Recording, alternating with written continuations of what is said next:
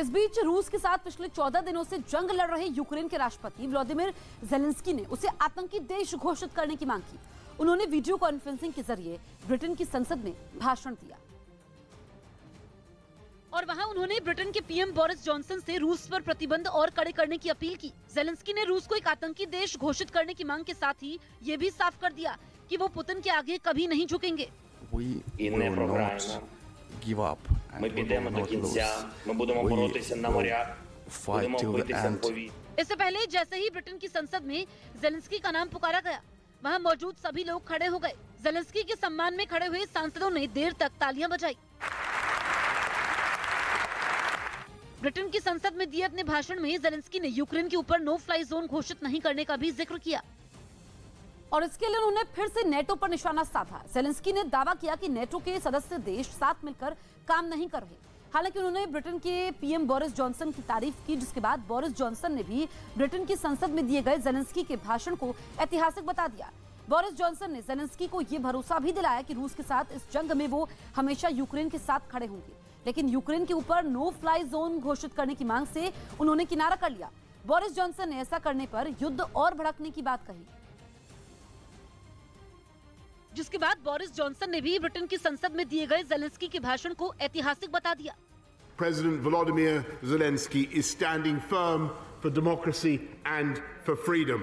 Boris Johnson ने Zelensky को यह भी भरोसा दिलाया कि रूस के साथ इस जंग में वो हमेशा यूक्रेन के साथ खड़े रहेंगे। लेकिन यूक्रेन के ऊपर नो फ्लाई जोन घोषित करने की मांग से उन्होंने किनारा कर लिया। बोरिस जॉनसन ने ऐसा करने पर युद्ध और भड़कने की बात कही।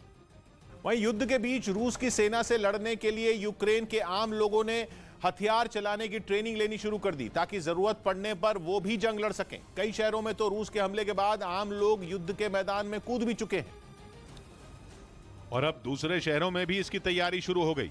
लवीव उन्हीं में एक है जहां आम लोगों ने हाथों में हथियार पकड़ लिए। लीव का एक थिएटर तो अब ट्रेनिंग सेंटर बन चुका है जहां लोग AK-47 राइफल चलाना और हैंड ग्रेनेड फेंकना सीख रहे हैं। उन्हें हथियारों की ट्रेनिंग सेना के लोग ही दे रहे हैं। यूक्रेन को मालूम है कि उसकी सेना रूस के आगे बौनी साबित हो रही है, इसीलिए उसके सैनिक आम लोगों की एक अलग सेना बना रहे हैं ताकि रूस को हर मोर्चे पर मात दी जा सके। This situation now in Ukraine, we had enough military soldier, but no one knows what will be tomorrow. Lviv के इस थिएटर में अंदर युद्ध की तैयारी हो रही थी तो बाहर थिएटर को इस तरह पैक कर दिया गया कि परिंदा भी पर न मार पाए, क्योंकि किसी को नहीं मालूम कि रूस की सेना कब और कहां से आ जाएगी। यही वजह रही कि आम लोग दिन रात एक करके हथियार चलाना सीख रहे हैं। लवीव के इस थिएटर के अलावा वहां की कई और जगहों से भी ऐसी ही तस्वीरें आई, जिनमें महिलाएं, पुरुष और बच्चे सभी जी जान से हथियार चलाना सीखते दिखे। सेना के लोगों ने उन्हें छोटी सी पिस्तौल से लेकर राइफल चलाने तक की ट्रेनिंग दी। उन्होंने उन्हें शुरू से सिखाया, जैसे कि पहले पिस्तौल में बुलेट लोड करना और फिर सही निशाना लगाना। लवीव में ये ट्रेनिंग लेने एक माँ बेटी की जोड़ी भी पहुंची। ये सेंटर लवीव के पश्चिमी हिस्से में चल रहा है जहां करीब 24 गांवों के लोग पहुंचे, जिनमें 1000 से ज्यादा लोग हथियार चलाना सीख चुके हैं। ये लोग यूक्रेन के बाकी हिस्से के लोगों की तरह पश्चिमी देशों से नाराज नजर आए। उन्होंने बातों से जाहिर कर दिया कि उनका अब उन देशों से भरोसा उठ चुका है जो युद्ध से पहले झूठे वादे करते थे। I'm also angry at the world. Yes, they do provide weapons, but not enough.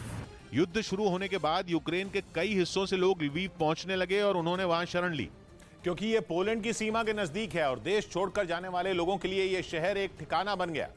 Lviv पश्चिमी यूक्रेन का सबसे बड़ा शहर है और यूक्रेन का 7वां सबसे बड़ा शहर है, जहां की आबादी 7 लाख से ज्यादा है। ये पोलैंड की सीमा के नजदीक है। लवीव और पोलैंड की सीमा के बीच की दूरी करीब 80 किलोमीटर है। यही वजह रही कि जंग के बाद पोलैंड जाने वाले लोगों का वहां जमावड़ा लग गया। यह शहर यूक्रेन के प्रमुख सांस्कृतिक केंद्रों में एक है और अब तक वहां कीव और खार्किव जैसी तबाही नहीं हुई। उधर रूस की सेना के